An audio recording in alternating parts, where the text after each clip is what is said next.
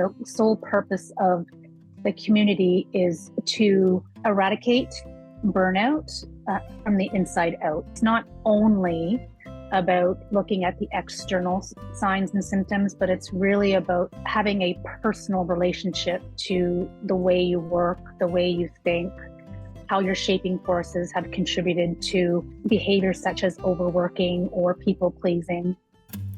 You're listening to the Woman of Value podcast. You are about to hear the story of a woman who is following her dreams and passions and creating positive change in the world.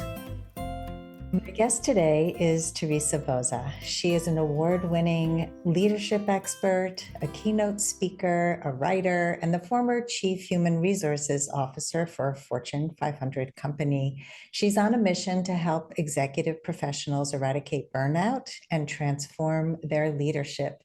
Her thought leadership can be found in many of the top 2% podcasts, such as Wickedly Smart Women and Leaders of Transformation.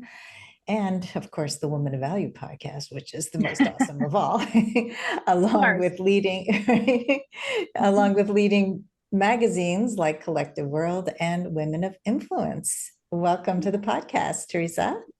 Thank you, Sandy. It's a pleasure to be here.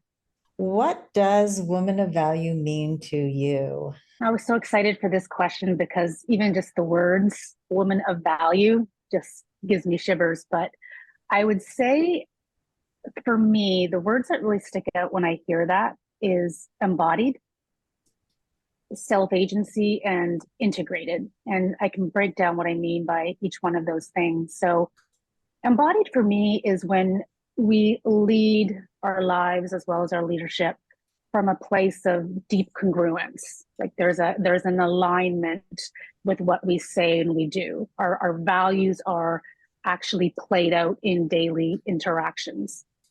So embodied to me is very much a whole body style of leadership. It's not just cognitive. It's not just head-based. Self-agency, the second component that I think is so important, is when we are in full command of our voice. And for me, being in full command means that my desires, my thoughts, my actions are coming from a place of authenticity and of resonance, like deeper resonance. And integrated, I spent so many years in the executive space, Sandy, and I kind of grew up with this belief that personal and professional were to be separated. And I think that belief did me a disservice, and I'm sure we'll get into that when we talk about leadership story, but I don't believe that we live as separate selves. I believe that separation creates a conflict and a feeling of constrainment that separates us from leading effectively and authentically. So when I say integrated, I'm thinking about leading from a place of in being relationship to our whole being. So the way I act at work, yes, there may be some differences stylistically, but who I am is the same person as when I go home. And I don't think, and I learned this throughout my own story, that we just shut off and that we become someone else when we go through the door. I think that shutting off is what creates a lot of constriction and pain, especially in the work that I do with executives who feel that distinction doesn't jive with their lives. Does that make sense to you? Yeah, I love everything that you said. This is a very different kind of answer than I've usually gotten. I mean, some of the same values and ideas, but I think that so many people don't know how to be authentic. They separate themselves from in different parts of their lives. And as a dating and relationship coach, I see a lot of people who separate their lives out in the dating world. They become this representative of who they are. There's somebody at work, and there's somebody in dating and relationships, and there's somebody in certain friendships. And when we can really integrate and become one and really show up authentically, which is more about uncovering all the stuff that got in the way than changing who you are, right? So And true. that's the work. I mean, it's like we adapt our personalities to fit in for so long that to be bold enough to be ourselves can be a challenge. I love that you said to be bold enough to be ourselves, because I do think there's this courage that's required. We were talking earlier just before the call started about boundaries, and that's what I think about when it comes to setting any type of guardrail or limit to what we will and will not do or be or say, is that it requires a certain amount of self leadership and courage to embrace discomfort. And so I think that's a really important point that you make.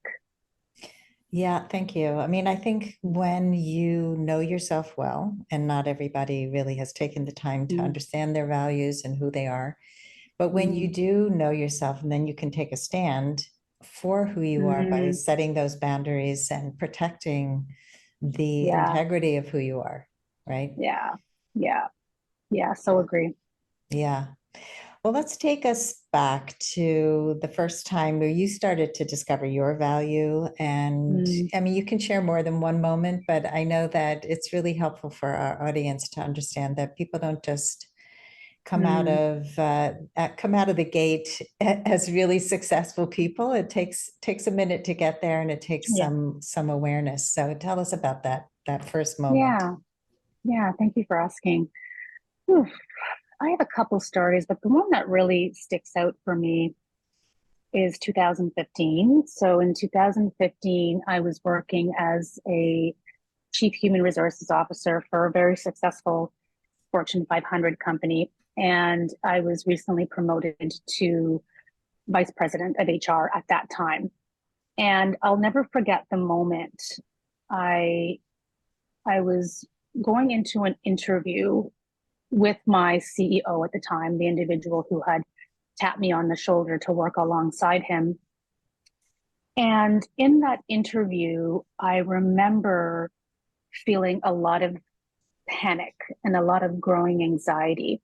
And there was this feeling of burning in my chest. And of course, when you don't know what you're dealing with, the first thought is that something terrible is happening. I really thought at that time in this interview that I was having a heart attack. And here I was, newly promoted. I just started working with this new CEO, and I had to excuse myself from the meeting. And as I did, I fell to the ground. And I had what I now know as a major anxiety attack. At the time, I didn't know that that's what it was. And so, a whole slew of events had to occur in order for me to be safely transported to the hospital. But that required a stretcher coming into the office. My CEO he did not know what to do. He was obviously very flabbergasted by the event. I had colleagues looking at me as I was being carried out in the stretcher. I was so embarrassed, Sandy. And I wish I could tell you that my health was the number one concern, but it wasn't. My number one concern being wheeled out of there was, what will they think?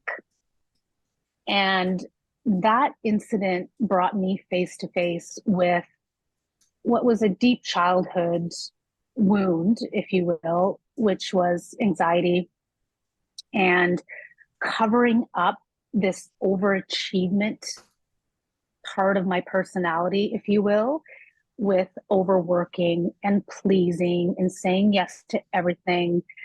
And it actually became a real moment of reckoning for me, because I had realized through that process that I was actually running away from and drowning a lot of my childhood pain in overworking and over identifying with other people, specifically men in leadership. And it really brought me to my knees, is the easiest way I could describe it. And that became a catalyst for a major transformation in how I went on to continue my leadership legacy before I started my business. And it really brought home the importance, again, as I was sharing earlier, that the personal and the professional sometimes or many times can't be separated, because in that case, a lot of that trauma and a lot of those covered up pains, if you will, childhood things, were working themselves out as I was leading a company. So I don't know that many leaders know this, or maybe they're coming to terms with that. I certainly see it more so now, that wherever you go, there you are. And so even as a leader, if you're dealing with childhood pain or trauma, it shows up in behaviors, and so much of it is unconscious. And I know you have a background in coaching, and you went to CTI, which is where I did my study as well. And that childhood wounding, that family of origin belief systems, I call them shaping forces, really do play a large role in your life, and in my case, because I'm an executive coach, in the executives' lives. It shows up. So for me, I'm super passionate about really uncovering conditioned tendencies, those things that are automatic, that almost like start to become scripts that we operate out of. And I'm also really obsessed with showing leaders how to transcend those, because that was such a large part of my story. Thank you for sharing that. I can actually relate to the whole panic attack and the suppressing. And I had something similar, but it was in my marriage. I had lived my whole life kind of suppressing my needs and not realizing what the toll it took. And I think we kind of, continue on, and we can overperform and overdo and be there for everybody and not realize what we're suppressing until it comes out in these horrible ways. And you used it as a catalyst for change and transformation, but a lot of people will have these reckonings. They will have major health concerns. They'll end up in the hospital. They'll have a mental breakdown, and then they go right back to the life they had. And so I give you a lot of credit for seeing it for what it was, and for using it as a catalyst and transforming the life that you led so that you would be more embodied and alive and self-actualized, authentic. This is, I think it's important for people to hear that this doesn't have to be the way of life, that you can actually look at crisis and look at these kinds of things as a wake-up call. Yeah, I'm so glad you said that. And thank you for sharing that about yourself as well. I think whenever women come together and share their stories, I think that's so incredibly powerful. And one of the things that I know, but that I had to learn, is that at the end of the day, no matter what people want most is a sense of feeling like they're not alone and that they belong. And belonging could be to a community. It could be belonging to or in a relationship, but it's more important is that sense of internal belonging. And when I hear you share about the panic attack that you felt, and I think about the anxiety attack that I had and continue to have at different points for at least a good year after that event, once I learned that this was not necessarily some default or defect in me, that it was in essence a result of a response, a stress management response to life's events, I felt like that was how it became a catalyst. And what I hear sometimes is that's just the way I am. And when I hear things like that, I'm always so struck by wanting to ask, well, what if it's not? What if it's not just how you are? Because I thought that too. I'm just a high achiever, high performing, type A woman. And I use that as a crutch to cover so much of the deeper questions. I agree with you so much. Something that I learned when I took the positive intelligence course, it's actually a course that was created for coaches by a coach. I think he was also a CTI graduate, and he created a program to help people get to their highest self. And he took the saboteur and divided it into 10 different character traits. And one of them is the hyperachiever. One of them is the overly analytical person, the people pleaser. These are all Yeah. saboteurs. And we think of Yeah. saboteur as the inner critic, which it is. That's the Mhm. overarching. But it was such an eye opener for me to take this course because I realized that Mhm. when you can really pinpoint that hyperachieving and Yeah. Yeah. controlling and people pleasing are all sabotaging us because they're compensatory skills that we learn to survive in the world when we Mm. weren't maybe our feelings weren't acknowledged, when we weren't really Mm. appreciated for who we were, but for what we did. We do more Yeah. of that. And it's a Yeah. quick way to achieve success is to Mm. get that Yeah. PhD and be the CEO of a company. Yeah. And then what? And it takes a toll. It takes a big toll on people to just be at that level of hyperachievement because you have to take care of yourself. And I think the older we get, the more we see the results of not taking care of ourselves. Mm. You can Mm. see it in people's posture. I mean, I've watched people become more hunched over, gain Mm. weight. Their bodies change when Oh, they're yeah. not taking care of Yeah. themselves. It's so interesting you should say that because I've been really fascinated lately with somatics and really Mhm. understanding the role of the body and how to use that when we coach. And so much of the literature and what I'm learning and observing, both in my clients and even in myself, is how we take for granted things like bracing. You know, when our bodies brace and like we're holding on to some tension, or like you said, slouching, something I do very now, like I'm doing it right now, although I'm in a very uncomfortable chair. But it's those types of things that actually give us information. And I don't know about you, but I was not as bodily aware as I am now in the last, especially in the last couple of years where I've studied this more and incorporated this into my practice, is how much the body is communicating to me at all times and how hugely beneficial this would have been to me as an executive. And so now being able to incorporate that, so it's not just a health benefit, although that's super important, but it's also a way of gathering information and being able to discern important decisions is by understanding how your body reacts to direction A or direction B. It's very powerful stuff. I Yeah. personally agree with you. I love somatic healing. It's hard for people to even pay attention to their bodies and what's Mm. happening in your body. And so a lot of my work also is very somatic. It's, Mm. because I think also our bodies tell us the emotions we're feeling before we actually have the words for them. And if we can Yeah. just say, what are you feeling in your body? I did a whole exercise on fear, Mm. and using your body, but also like each time I say a word around fear, like I am afraid, feels one way in your body. I feel fear is another way in your body. I'm aware of fear, feels Mm. differently in your body. I welcome fear, feels Mm. differently in your body.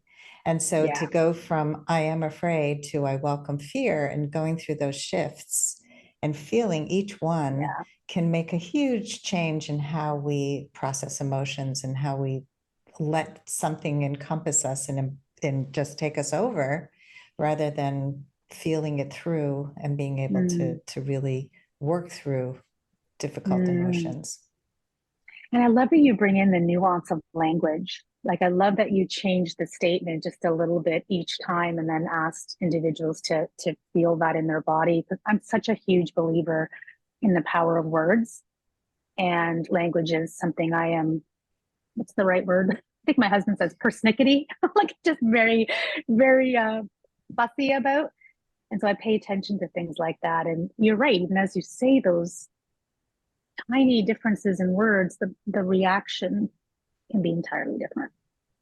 Yeah, I am also very persnickety about words because our words matter. I mean, Yeah. if we can remember when somebody said to us, you're stupid or you're not going to amount to much. Even if they were not capable of doing better, it still has a great impact on us. And just changing a few words. I mean, so many people are afraid to have tough conversations because they don't have the language. And so language matters, body feelings matter, all those things. If you have ever played small to make other people feel comfortable, or maybe stayed in a bad relationship or job too long because you didn't think you could do any better, I wrote a book for you. It's called Becoming a Woman of Value: How to Thrive in Life and Love.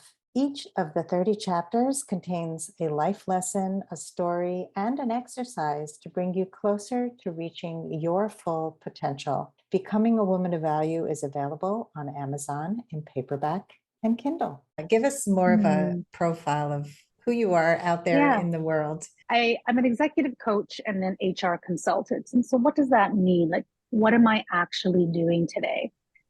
So there's a couple different arms to my business, maybe a bit similar to yours as well. So I have a group coaching program, which is specifically just for women leaders. And in that program, we call it the Crucible, which every time I say it, I love it because it is a transformational group coaching program. And the sole purpose of the community is to eradicate burnout from the inside out. So it's but it's not only about looking at the external signs and symptoms, but it's really about having a personal relationship to the way you work, the way you think, how your shaping forces have contributed to behaviors such as overworking or people pleasing. And so that's where we do a lot of work specifically around what I like to call sustainable leadership. I think sustainable leadership for me is where you are able to lead even at the highest levels and lead from a place of integration and embodiment. So 4 key dimensions that I am really passionate about in that program is agency, self-regulation, really getting in touch with desire and vision, as well as behavioral agility. And so that's a big part of my work. And the second part of my work is both private practice, so one-to-one, but also organizational work. And this is where I do a lot of work with CEOs and executive teams on the topic of resilience, which is becoming one of the most fastest growing needs of organizations today. And I know that there's been a bombardment of resilience trainings, workshops, leaders, and so on. I'm quite in love with HeartMath, which is an organization where I was trained. And that's an organization that's dedicated to showing CEOs and corporates the importance of resilience on productivity. So really getting into not only the science of resilience, but then how to incorporate this within organizational settings. So I've been doing a lot more work on that topic within organizations. And besides resilience, a lot of work that I do is in reference to women in the workplace. So topics that are really popular are sponsorship, mentorship, and what does that actually mean for women, and how do we get a sponsor? How do we get a mentor? What is the difference? How do we actually do this within organizations? So it's not everything, but those I would say are the bigger pieces of my business. I guess the thing that I would just bow tie that with is that I'm obsessed with cultivating heart-centered, sustainable leadership teams. And I think that the world is desperately crying for it. And I'm seeing it in organizations because the war on talent is so tight. And so many more people are opting out. And the reason is because the meaning economy has taken over, especially since the pandemic. People have choices. They do not want to stay in a workplace where meaningful conversations are not being had. So I try to provide a pathway for leaders to to do that, while at the same time not impacting their productivity, and in fact, if anything, improving their productivity and their engagement metrics. Wow. Your values certainly come through everything that you say and everything that you do. And I can really hear so much alignment with your value system in the work that you're doing for so many people. It's so valuable. Thank you. You're welcome. Really appreciate that. It's, as a person who's worked for herself most of her life, I really look from the outside at the dysfunction of so many organizations and how many people waste time in meetings that are meaningless, that do work that's meaningless. Yeah. My daughter worked for a big company that I just would look at. It was like a national company. And my son also worked for a national company, international company. And you would look at, like, their mission statement said one thing, but the actual work was completely different. There was very little room for upward mobility. They didn't really care about individual creativity and what people really had to offer. You had to just put your head down and do the work and not get paid so well. And so it was just really terrible. And the meetings were ridiculous. The leadership was not monitored. I mean, that would suck my soul out of my body. And they ended up both leaving their jobs because of that. So it's knowing that we have choices also as entrepreneurs. You know, for me, that gave me so much creative freedom of being able to design my life and live within the integrity of what I wanted to create. But it's so important within corporations to be able to help people really show up. I'm really glad you brought up the word choice, because I think what holds so many of us back, whether you're in corporate or you're an entrepreneur, but I see it a lot in my work, is when people feel trapped. When people feel a sense of being trapped in their job, whether that be golden handcuffs or that be, you know, in some cases in a relationships, that leads to this inertia, this sense of stuckness that, left unchallenged for too long, leads to things like what I experienced, like what you experienced with a panic attack. And I think so much of the undoing of you, if you will, within executive coaching is showing individuals that we're not trapped and that there are pathways. And then how do we change by change, small steps? I'm a big believer in micro changes, help people see the possibility to do so. Yeah. Yes, 100%. The book I just published this past year is called Choice Points in Dating, and it's all about empowering people to make healthier choices. And the funny thing is, you use the word trapped, and that is the name of the speech about my panic attack. So we must be channeling each other. I know that feeling well. I do. Yeah. But good choice of words. Yeah, no, it is how most people feel when they don't know what the choices are. And then when you give them the tools and the choices, and slowly, step by step, they make big changes, and it's incredible to watch and to witness what is possible. Yeah. So speaking of possibility, let's talk about the future. What's your dream for the future, Teresa? Yeah, I love this question. I had to really think about this when I was preparing to speak with you. But I think what really comes to mind for me is, you know, on a very macro scale, very, very broadly speaking, I would say that to create a leadership model or even a life model, I think again, both are in my mind integrated, is that if we can remember that each and every person has a story, and when we can recognize that all of us have been shaped by forces that in many cases have been beyond our control, whether that be the environment or the institution or the culture or the religion that you were brought up under, whatever that shaping force is, when we can, whether you're a part of a team or you're a CEO of a company or you're an individual contributor or you're dating, can remember that every person you encounter has a story, I think the way we communicate with one another would change radically. And I see that playing out so much in corporate. I was gonna say corporate America, but I'm in Canada, but I do work in the US as well. So I'll just say corporate everywhere. Um, is just changing the face of language, of really understanding how to communicate in a coherent way and how to communicate from a place of being deeply centered, being deeply grounded, and applying that wise discernment in how we relate to other people.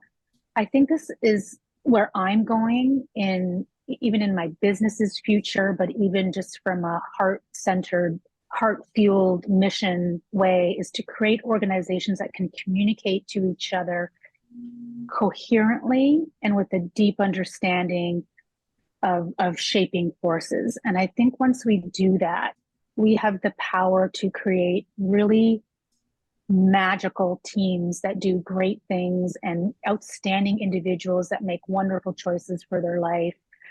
And I think that's what's going to lead to not only inner transformation, but I think organizational transformation as well. So right now, I would say the biggest thing for me in the future is really deepening my understanding and organization's understanding of what that coherent communication framework looks like and how that can make you so much more effective as an individual and as an employee. Is there something you can share quickly that our audience can benefit from? Just kind of a quick tip about communication and boundaries. Yeah, I'll say two things. So one, I think boundaries are wonderful. And I do think that the absence of boundaries is what has led to so many, I think, problems in the world and problems in leadership and just in people's lives. However, boundaries alone, without a deeper understanding of what our needs and values and desires are, tend to fall flat because we're not believing what we're trying to say. So I think one of the things that I try to offer my clients as a really quick tip is the next time you are face to face with a request or even a colleague or a conflict that creates a disturbance within you, whether that is a reaction of anger or indifference or irritability, just pause 3 seconds. If you can just count from 1 to 3 in a very slow way, like 1, 2, 3, that is just enough time for your system to get back on track and choose a response that is more in alignment with who you really are versus, the parts of you that come out when under pressure. Because this is the thing, when one of the things I've learned in HeartMath is about the energetics of communication, and coherence is when our heart, mind, or emotions are in alignment. So if we walk into a room and there's tension, it can be felt. And so there's been studies done that, when you walk into a room and you are the one coming in with that calm or practicing that 3-second pause, you're actually helping the others in the room co-regulate. So they respond in time. And so I think that just that small, I don't like the word hack, but I'll use it just because it's easy and people understand it. As coaches, I'm not so fond of hacks. I'm fond more of real deep change, but it is a technique that when practiced over time is just enough of a pattern interrupt that might help you manage your reaction and therefore your communication. Thank you for sharing that. The power of the pause is great. And I think if everybody just stopped for a second, for 3 seconds, we would have much less reactivity. And you know who you are, you know what you stand for, you have your values clear, like you said before, then you set those boundaries and you can feel really harsh and like you're overreacting or you're not being kind enough.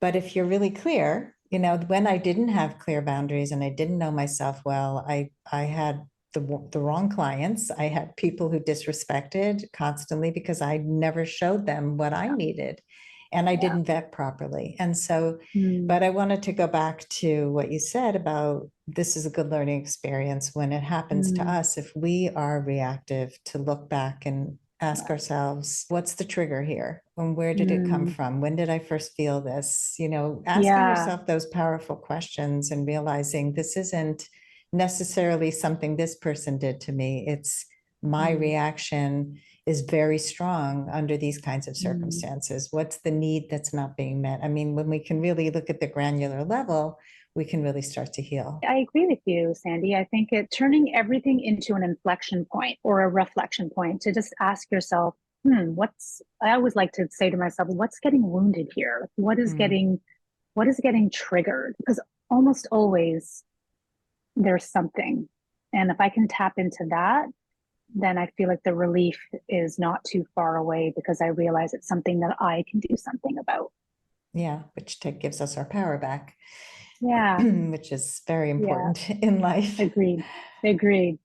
All right. Well, let's move on to the lightning round. Are you ready? I was nervous about this one, but I'll do it. You can do it. Okay. No overthinking here. Okay. The first one is fill in the blank. I used to think I wasn't blank enough. Smart. It's amazing how many people have that one. I know. What was the number one thing holding you back from becoming a woman of value? Insecurity, not feeling like I knew how to be a woman of value. Yeah. Well, I think a lot of overachievers are people who think they still need to know more in order to be an expert in something. And it's like, you know, I have had clients like this who, should I take another course? Should I read another book? Oh should I go get another degree? Yes, no, you should not do those things. So glad you said that. So glad you said that. Yeah, and for me, it's a big part of it is that perfectionism. If it's not met with a 1000% yes from the other person, then I feel like something is lacking, or I should say, I felt. I don't really go there today, but before that was a big deal. It's a lot of pressure to put on yourself. Yeah. Boy. Yeah. Yeah. No wonder the pressure cooker couldn't take it anymore. Right? I know. Again, hindsight. Yeah, exactly. But good learning. What is the best advice that you can give to a woman who wants to become more empowered? Start small. I think sometimes we tend to want to boil the ocean, to use that expression. I feel like agency, self-confidence, becoming a woman of value starts with teeny tiny actions that we take on a consistent and repeated basis. One of my favorite teachers from a long time ago said to me, consistent, repeated action and embodiment, becoming emotionally involved with the goal or the desire of what you want, are the two prerequisites for change. And you don't need to do grand things. It's small, repeatable actions. So if that means a 3-second pause, I can do that. And if that means waiting 20 minutes before responding to an email, I can do that too. So just starting to think about all those teeny micro actions you can take to step into your sense of power. Such an important thing to remember, because I see with my clients, they look at the top of the staircase instead of each step, and they go, "Oh, I'll never get there." Right. And it's those small steps that take you there. You don't need to see the top. You don't need to be at the top right away, and you can't be. And it's that overwhelm of I'll never be good enough. I'll never have that level of expertise. And I remember when I started podcasting and I was like, I have no idea what I'm doing. I'm a complete fraud. I'm an imposter. And it was not even called a podcast back then because it was 10 years ago. It was like an internet radio show. And I made tons of mistakes and I felt like nobody was listening, but I stayed consistent. And 10 years later, it's a popular podcast. It's one of the number one ways people find me. And that was my goal. It was my why, was get known and also get to know experts in my field, because that has given me so much. So it wasn't just get my voice out there because I'm so important. It was like find people to learn from and grow with. And then I can bring all of that to clients, which is value added. And so it's just been an amazing experience. But I didn't know that when I started. I was shaking, like, who's going to listen to me? And, Yeah. obviously Yeah. nobody. Right? And now So, a lot of people. yeah, exactly. Right? But you So, can't know that. And no. the times when you want to quit because you don't see that instant Yeah. reaction from people, but then you just keep going because it's doing something. And so you just, those little steps. Yeah. And you said something, and I heard this from one of your guests as well, but it bears worth repeating, is I think certainty can really paralyze people, like wanting certainty that they're making the right decision, wanting certainty that they need to move on to another job. And I think if we're so hyper focused on certainty, we will not make momentum. We will not move. So starting to dismantle the need to be certain and instead start to embrace the need to take small steps and wait and see. And consistency. I love that you said that word. It's one of my favorite words. Consistent action on a daily basis leads to increased conviction. And so that certainty may or may not come, but I think if that's the goal, we won't do anything. So we don't want that to be what traps us. Yeah, absolutely. Well said. Yeah. Yeah. What advice would you give to your younger self? You're never going to be alone. And I think that's so important, because if the pandemic has taught us anything, is that we crave community and we crave being around people. And believe it or not, I'm an introvert. Most people wouldn't say that about me when I come on these types of interviews, but I love being alone. I get my energy from being alone. And not but and I learn from being in the good company of others. And I gain energy also from being in the company of other women or men as well that are like-minded and on similar paths as myself, or even completely different paths where I can learn something from them. So I do think that getting out of the isolation and understanding that you have people around you who are here to help you and walk alongside you is gold. And if I had known that when I was young, I felt alone a lot of the time, I think that would have made a difference. Yes. So I think you might have just answered the next question, but let me ask it anyway. Okay. What is something that people get wrong about you? Now I feel pressure to choose a different answer, but I would say I will use something different, because I get this a lot from people too. Is you seem like you always have it together. I get that a lot because I do a lot of keynote speaking, and I'll tell you right now, Sandy, I am nervous for every single talk that I do. And people will say to me, "It sounds so natural. You're like a pro. You don't even think about it. Like you seem so put together." And I'm here to tell you that that's not the case. I worry just as much as the next person about my talks. I get anxiety. The difference is that I have resources that I've created for myself, and coaches have helped me create, and great therapists to use when I'm experiencing those emotions under pressure. I totally can relate to all of that too, Yeah. because Yeah. I was the worst public speaker, and I worked very hard at speaking in public, and I push myself to do it all the time. But I Yeah. remember when I did my TEDx talk, and I had zero public speaking experience, but got this opportunity. And I hired a speech coach, and I joined Toastmasters, and I got feedback from people, and I put myself out there, even though I would have these recurring dreams that I'm going to get up on stage and make a fool out of myself and Yeah. forget everything. I know. Yeah. So, people will see you, they'll see the you that's worked on yourself and think you have it all together, and you don't get nervous, and you're so confident.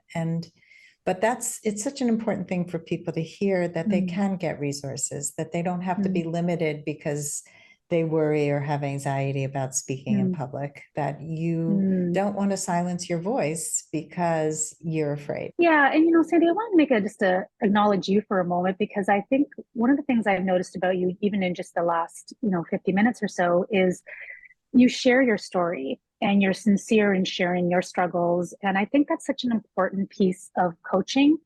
I think all great coaches, not only do they get coached, but they also share their learnings as well with their clients and in different platforms. And I have found that by me telling my story and showing my vulnerability, that has humanized me. and it endears people to want to work with me. And I believe that's probably the same for you, is that you have this sincere, relatable, and open approach to not only how you coach, but how you've overcome your own challenges. And I just want to acknowledge you for that.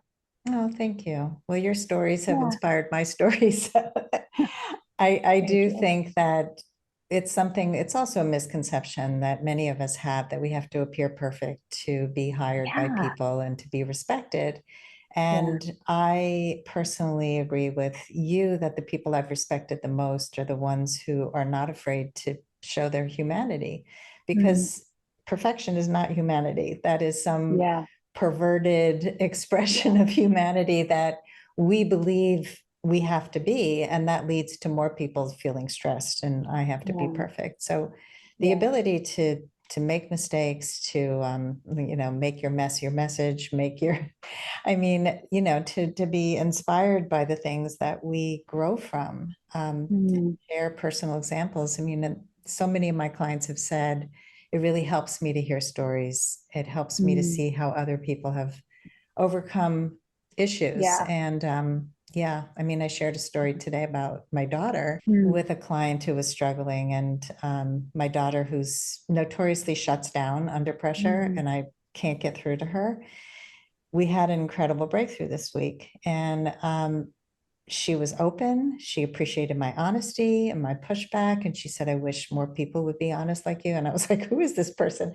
But it didn't, it didn't happen overnight. And when people are notoriously difficult to communicate with, we mhm. can't shut ourselves down when they shut down, especially if Yeah. they're a big part of our lives and we're, a child, Yeah. a spouse, Yeah. it's the work that we put in to Mm, stay present with them, mm, to say, I've said to her many times, I'm just asking you a simple question. I just want mm, one simple answer. Can you give me that? So the shutdown starts to dissolve.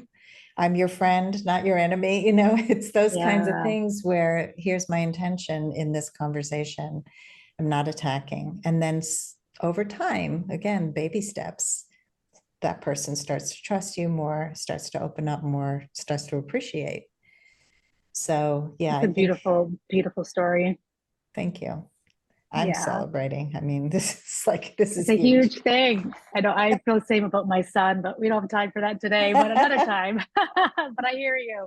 Holding space for him and showing him I'm there has been the best parenting I've been ever able to give him. Is And as coaches, we know that, right? Holding space and our presence is Hmm. in and of itself a huge way of relating to our children. Yeah. And patience, Yeah. seeing the And big patience. picture Yeah. and knowing and believing in the potential of who every person is, Yeah. that it's there. It's just right now Yeah. it's struggling a little bit to come out. Yeah. Yeah. Yeah. I love that. All right. Well, we are at our final question, Teresa, which is the legacy question. How would you like to be remembered? First word that comes to my mind is real. I would like to be remembered as real. And for me, I guess someone would think authentic, and I would say that's correct, but I think it's congruently aligned. And so for me, real is I'm consistent. People can count on me to show up in a way that is aligned not only with my values, but in a way that meets them where they're at as well. And for me, real is honest, and that is coming to you from a place of not only integrity, because to me that's a given, but also a real sincerity in my listening, and a real sincerity in my giving, and a real sincerity in my coaching. I think real to me is so important given just our social media craziness. I think that there's such at least maybe I'm speaking for myself, but there's such a desperation for conversations that are grounded and based on reality versus curated. I think that was the word I was looking for, not curated. Yeah. Yeah, no, I love that. And Yeah. you definitely come across as so real and aligned, and somebody who has worked hard at knowing your values, knowing your value, and being there for other people. So I feel it, and I don't know you for Yeah. that long, but you definitely are all those things. Well, thank you. That's a high compliment coming from you, so I appreciate it. You're welcome. Teresa, can you share one link that where people can find you? Easiest place would be my website, teresavozza.ca. TERESA, V as in Victor, OZZA.ca. Thank you so much, Teresa, for coming on the show. I really loved our conversation, and I appreciate your example of who a woman of value can be. Well, thank you, Sandy. I had such a good time speaking with you, and the work you're doing for women everywhere is definitely noteworthy. So thank you. Thank you. And thanks everybody for listening. If you love our show, please give us a high rating and review on Apple Podcasts. Here's to everyone being of value. If you would like to step more fully into your value, grab a free copy of The Ultimate Guide to Becoming a Woman of Value on my website, thewomanofvalue.com. Just click the link at the top of the homepage. And if you haven't already done so, be sure to click the subscribe button in your listening app. And if there's something in this episode that inspired you, please share it with others, because the more we share these inspirational stories, the more women of value we will have in this world. I'll see you next time.